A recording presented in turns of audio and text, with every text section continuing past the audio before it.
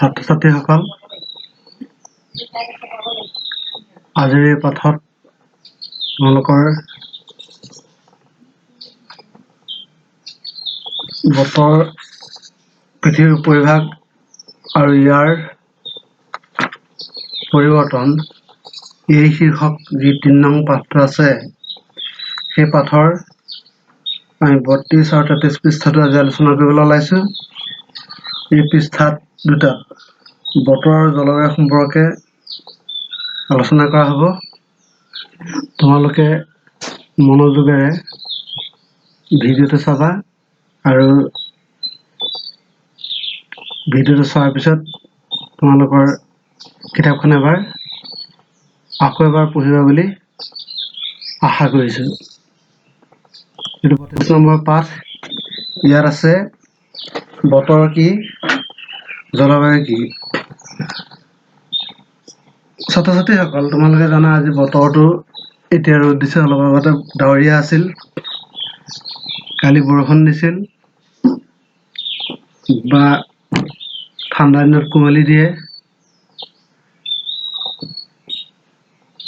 এনেকুৱা ধৰণৰ অৱস্থা থাকে। এনেধৰণৰ বায়ুমণ্ডলৰ চাপ, তাপ, আৰ্দ্ৰতা, বতাহ, বৰষুণ আদি সৃষ্টি কৰা যি সামগ্ৰিক অৱস্থা, সেই অৱস্থাটোকেই আমি এক নিৰ্দিষ্ট সময়ৰ বতৰ বুলি অভিহিত কৰোঁ। কিতাপত ধুনীয়াকৈ দিয়া আছে বতৰ মানে হ'ল তেতিয়াহ'লে কি, যে বায়ুমণ্ডলৰ তাপ, চাপ, আৰ্দ্ৰতা, বতাহ, বৰষুণ আদি সৃষ্টি কৰা সন্মিলিত অৱস্থাকেই এক নিৰ্দিষ্ট সময়ৰ বতৰ বুলি কোৱা হয়। তাৰপিছত আহিল জলবায়ু। জলবায়ু সম্পৰ্কে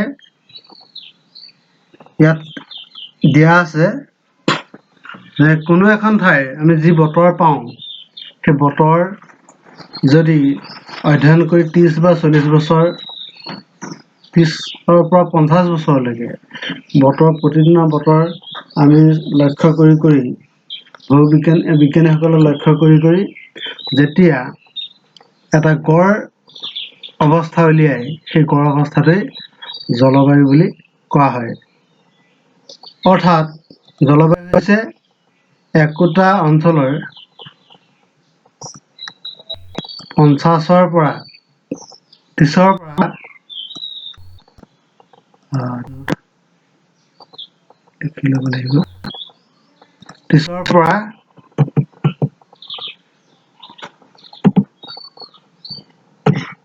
30ৰ পৰা 50 বছৰৰ 50 বছৰ বতৰৰ গড় অৱস্থাকেই জলবায়ু বুলি কোৱা হয়।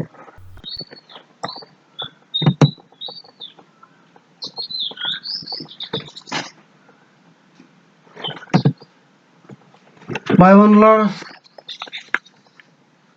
তাপ, চাপ, আৰ্দ্ৰতা, বতাহ, বৰষুণ আদি সৃষ্টি কৰা সন্মিলিত অৱস্থাকে আমি নিৰ্দিষ্ট সময়ৰ বতৰ বুলি কৈছিলোঁ।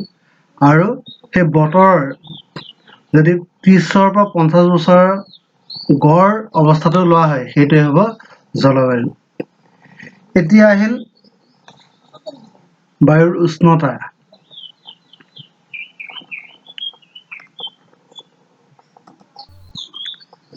বায়ুৰ উষ্ণতা, গৰম বা ঠাণ্ডাৰ পৰিমাণকে আমি উষ্ণতা বুলি কওঁ। তোমালোকে প্ৰতিদিনে যি উষ্ণতা অনুভৱ কৰা, সেয়ে হ'ল বায়ুমণ্ডলৰ উষ্ণতা। অৰ্থাৎ গৰম বা ঠাণ্ডাৰ যি পৰিমাণ, সেয়া হৈছে উষ্ণতা। সূৰ্যৰ ৰশ্মি ভূপৃষ্ঠত পৰাকে আতপন বোলে। সূৰ্যৰ পৰা অহা তাপে প্ৰথমতে ভূপৃষ্ঠৰ শিল, মাটি আদি উত্তাপ বৃদ্ধি কৰে। তাৰ পাছত ভূপৃষ্ঠৰ পৰা বিকিৰণ হোৱা, তাৰ পৰা ওলাই যোৱা তাপে বায়ুমণ্ডলৰ উষ্ণতা বঢ়ায়। বায়ুমণ্ডলৰ একেবাৰে নিম্ন স্তৰটোত যিমানেই ওপৰলৈ উঠি যোৱা হয়, সিমানেই বায়ুমণ্ডলৰ উষ্ণতা কমি যায়। অৰ্থাৎ তলত উষ্ণতা বৃদ্ধি হয়, ক্ৰমান্বয়ে ওপৰলৈ উষ্ণতা হ্ৰাস পায়। কাৰণ পৃথিৱীৰ গাতে লাগি থকা স্তৰটোত ধূলিকণা, জলীয় বাষ্প আদি বেছি পৰিমাণে আছে। বুজি পাইছেনে? যি কাৰণে পৃথিৱীৰ তলৰ অৱস্থাত, মানে উপৰিভাগৰ যিটো তলৰ অৱস্থাত সেই তলৰ স্তৰটোত বায়ু গৰম হয় এটাৰ কাৰণেই, উষ্ণতা বৃদ্ধি হয় এটাৰ কাৰণে তাত ধূলিকণা আৰু জলীয় বাষ্প আছে, আৰু সেইবিলাক সূৰ্যৰ উত্তাপ সিহঁতে গ্ৰহণ কৰে আৰু সেইকাৰণে তাত উষ্ণতা বৃদ্ধি পায়। সেয়ে বায়ুমণ্ডলৰ তলৰ অংশৰ উষ্ণতা ওপৰৰ অংশতকৈ বেছি।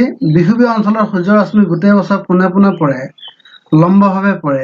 সেইকাৰণে বিষুৱীয় অঞ্চলত সূৰ্যৰ উষ্ণতা পৃথিৱীৰ উষ্ণতা যথেষ্ট বেছি। তাৰপিছত দুই মূৰত হেলনীয়া, তাত সূৰ্যৰ পোহৰ পোনপটীয়াকৈ নপৰে, অলপ হেলনীয়াকৈ পৰে, সেইকাৰণে তাত উষ্ণতাটো সদায় কম আৰু সেই তুলনামূলকভাৱে যথেষ্ট শীতল।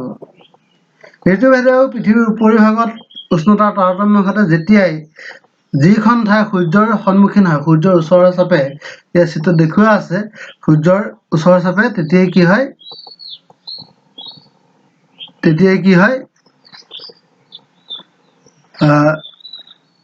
তেতিয়াই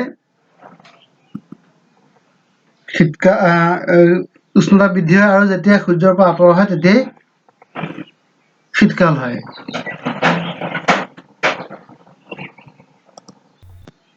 জলবায়ুৰ কথা ক'লো, উষ্ণতাৰ কথা ক'লো। তাৰপিছত এতিয়া আহিল বায়ুৰ চাপ। বায়ুৰ চাপ হৈছে বায়ু, আমি জানো বায়ু গেছীয় পদাৰ্থ, বিভিন্ন ধৰণৰ উপাদান আছে বায়ুত, আৰু সেই বায়ুৰ কিন্তু ওজন আছে, হেঁচা আছে। সেই ওজন বা হেঁচাকে আমি বায়ুৰ চাপ বুলি কওঁ। পৃথিৱীৰ দুই মূৰত বতাহৰ চাপ বেছি, বায়ুৰ চাপ বেছি, আৰু বিষুৱ অঞ্চলত সেই চাপ কম।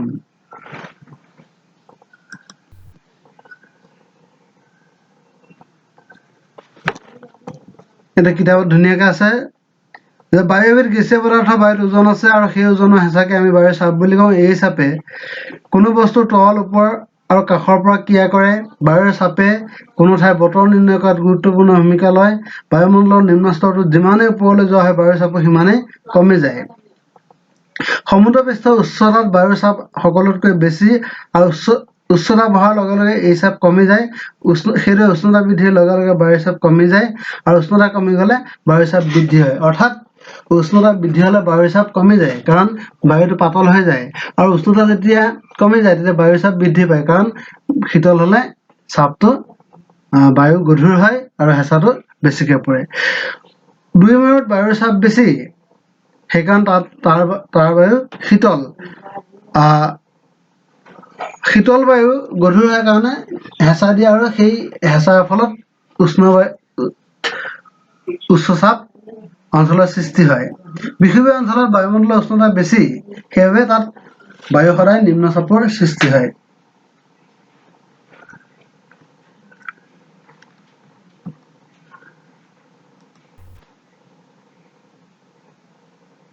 তাৰপিছত আমি বতাহৰ কথা আলোচনা কৰিম।